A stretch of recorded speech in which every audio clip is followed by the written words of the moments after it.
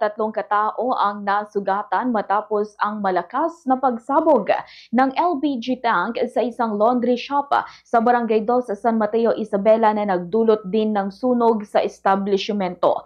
Kinilala ang mga biktima na sina Jocelyn Palagito at Janaline Salinas, kapwa helper sa naturang shop, at si Freddie Lee Cadiz, isang electrician na nagpa-vulcanize lamang sa malapit nung malapit mangyari ang insidente.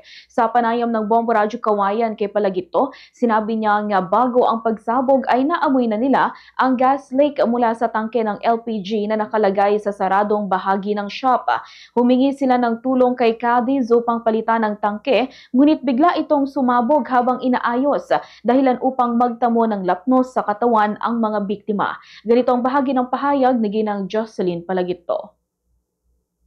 Wag ako na sinukatan di tangke lukan ko ni abi adamo mang amot nga kwa adi amot bigas ma'am basta mabutang kami mga kasumsum kami na di ma'am lukan mabutang kami mga pan mangisira ta ko ngay ko ta adi gamin nakulong iji gamin ma'am nakulong kami ni Jay kanta na pa na lata tumawag di magtulungan ma'am adi ti nayaba ko ma'am nagtanukan ngay ko pag-atad yung pinakaserap na irahman ako pang manay ko.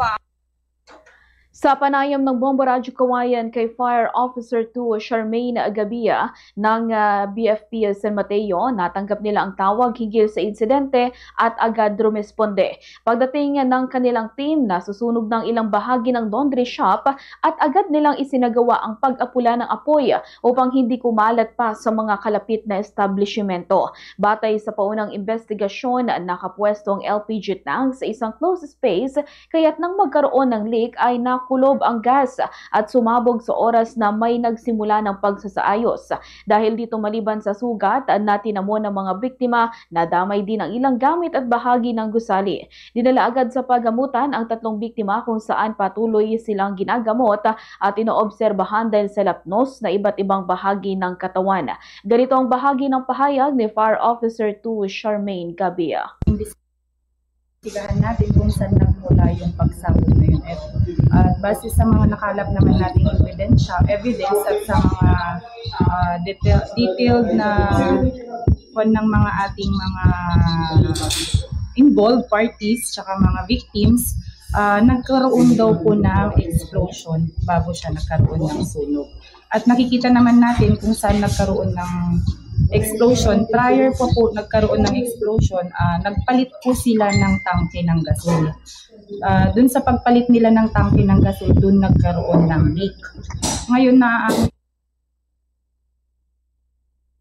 sa publiko na kapag nakakaamoy ng gas leak, agad nabuksan ang lahat ng bintana upang mailabas ang nakulob na gas.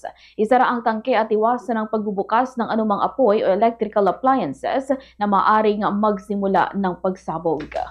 For the most trusted source of news and information, visit our website at www.bomboradio.com. Follow us on Bombo Radio mobile app, Facebook, and YouTube.